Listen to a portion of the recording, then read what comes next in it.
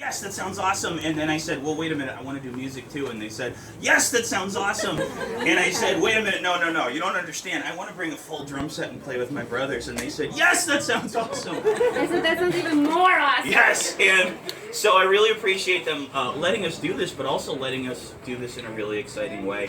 And I'm really glad to see all of you here, and I'm really relieved to see all of you too, because I've been having a recurring nightmare for about 6 months that the only person who shows up to my launch is my mom. And to be clear, to be clear, it's a nightmare because she's the only one, not because it's my mom who shows up. She's wonderful. I'm sure you all can already tell. So let's just all go, hi Mike, we love you, and this will be the proof, right? Here we go, 1, 2, 3.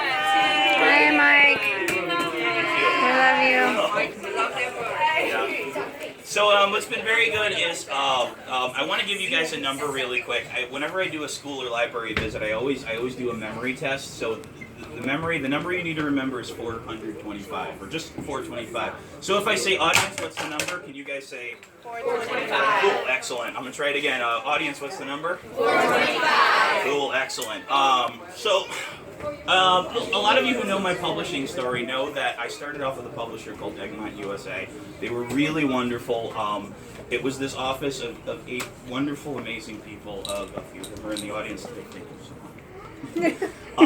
And then one day they were pulled into a meeting and told that they wouldn't have jobs after Friday, which meant that me and a bunch of authors who had this dream coming true also didn't have books coming out. And the worst thing about when that happens is not feeling like you've been cheated. It's not feeling like you're missing out. It's feeling like, well, maybe I didn't deserve the opportunity in the first place, as sad as that sounds. And so when the book sold again and landed with Clarion Books and another amazing editor, it really made it feel like this was supposed to happen. And now seeing all of you here makes me really feel like it's supposed to happen. So thank you so much. And that's why launch parties are meaningful. It's really about just feeling like this was a good thing. When I wrote the book, I started with 2 pages, and I wrote them over and over again, and every time I scrapped the pages, it was because the main character did not seem real. And so when I finally had 2 pages that sounded like a real living kid who was telling about their dreams with drums, I handed it over to Anna.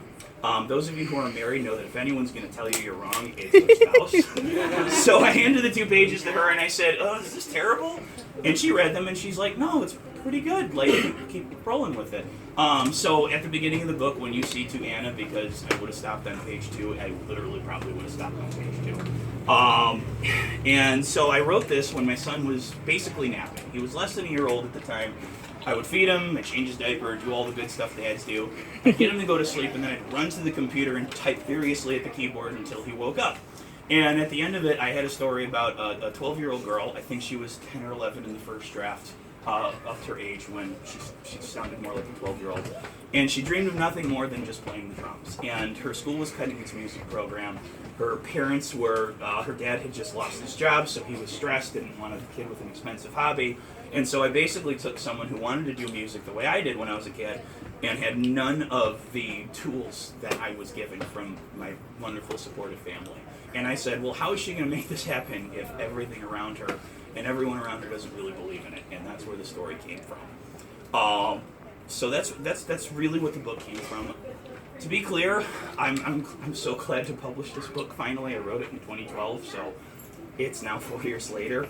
And you don't know when you're creating a piece of art, whether it's a song or a book or a painting, you really don't know what its ultimate fate is going to be.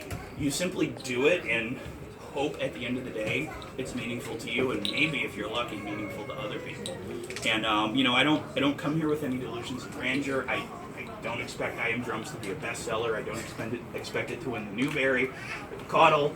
If it does, hey, it would be awesome. But I really just came. My goal when I wrote this was to make an honest story that was the best story I could write at the time. There's no guarantee I'm going to have a second book for those of you who have been wonderful enough to ask me. I'm hoping there is. There's a potential one sitting on a few important people's desks right now, so please cross your fingers for me. But know that even if there's never a second book, I really did the best I could with this one. And if I have a second or third or fourth or hopefully 10th, those will be the absolute best books I could have written at that point in time. So what's the number, guys? 425. Ooh, you guys are good. You're yeah. The last time I did this, I was at a school, and I think it was either Plainfield or Aurora. And I had a kid, I renamed him Bam Bam. He loved that name, and he remembered it every time, so it was good. This is my rejection box. It would be a lot bigger, but sign of the times is most of the rejections you get now are via email. But I still have some nice little rejection letters in here. And I want to show you, I'm not going to read you all of them, but I want to show you there's one here, 2, 3, 4, 5. Yep, 5 rejections from a literary agency. And they all say basically the same thing. They say, let's take a look at the first few chapters, and then I get another letter that says, oh, sorry, no, it did not spark our interest. That's what form rejections look like. The reason why those ones are so important to me is because they're from the literary agency that now represents me today. And rejected me more than once. And so it's important to know that when you fail at something, you're only failing right now. It's not yet. And you can keep trying. And so what I like to tell people is if I take all these rejections and I add my email rejections, all those emails that say, not yet, sorry, or not right for us, you would come up with a total of, how many is it, audience? 425 times that an agent or a publisher said no, and then finally they said yes. So, if you have something you're trying to do, please keep trying. And if you come to, at some point in time, I'm going to do a visit to the Oak Park Library in about February. I think I'm going to do one to Elmhurst in January. If you come to it, do me one favor, do not spoil that number for them. I'm going to surprise them with it too. Other than that, thank you so much. I'm going to read an abbreviated version of chapter 2. This is basically her talking about her desk set. My parents still own an encyclopedia. A real encyclopedia. Not something you find online that claims Bigfoot invented the light bulb. I'm talking about a collection of 400-pound books full of stuff you never wanted to know until your teacher assigned a research paper about it. I'm glad my parents still have them because they make a solid thump that's perfect for the sound of toms. The drums mounted on the top of the bass drum. They meld flawlessly with an old falling apart Calvin and Hobbes book that I use as a snare.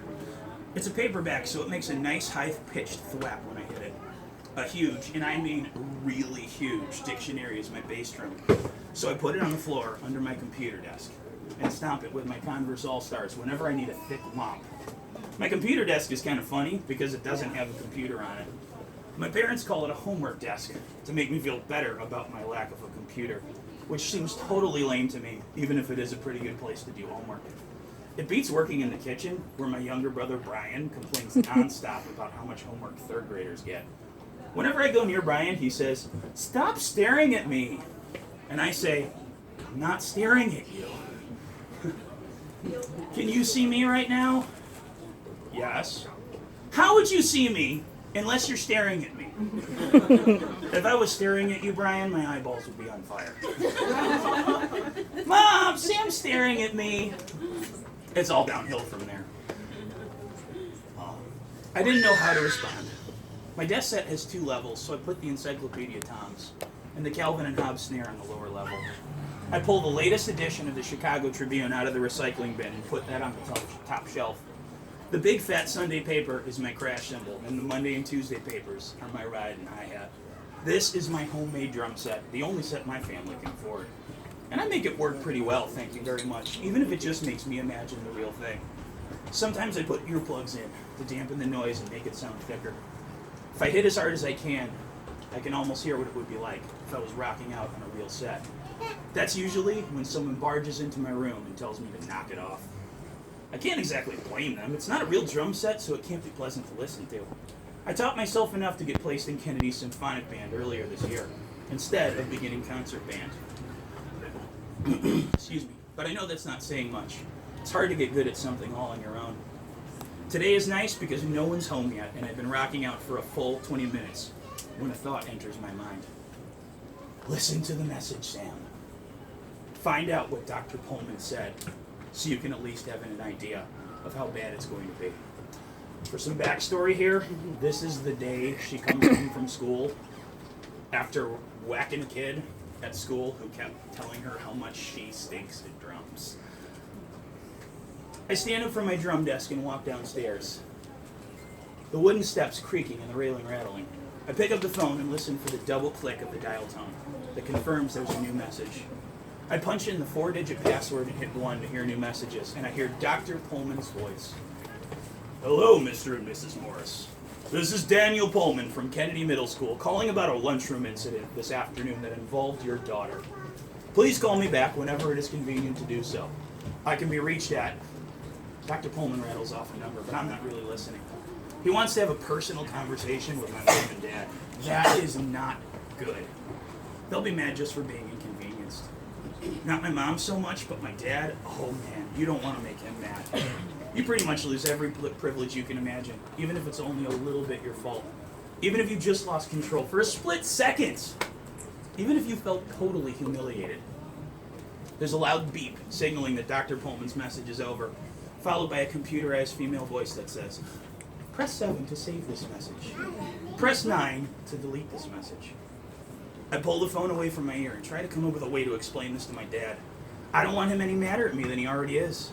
He spent the whole school year fielding calls about how I'm falling behind and not taking middle school seriously and how I still think I'm a 5th grader or something. It's late March. A little over 2 months from now, it'll be summer, and I'll be free from the pressure and agony of school. Free to enjoy Kristen's annual pool party in early June and a summer full of wild, crazy fun after that. Can't I manage to make it 2 more months without getting into more trouble from my dad? The computerized voice says, please make a selection. Press 7 to save this message. Press 9 to delete this message. My hand shakes, but I slowly bring my index finger down. It lands on the number 9. Your message has been deleted. I hang up the phone and run back upstairs, trying to forget the message ever existed. Because as far as anyone besides me and Dr. Pullman, the principal, knows, it never really did. That's the end of that chapter.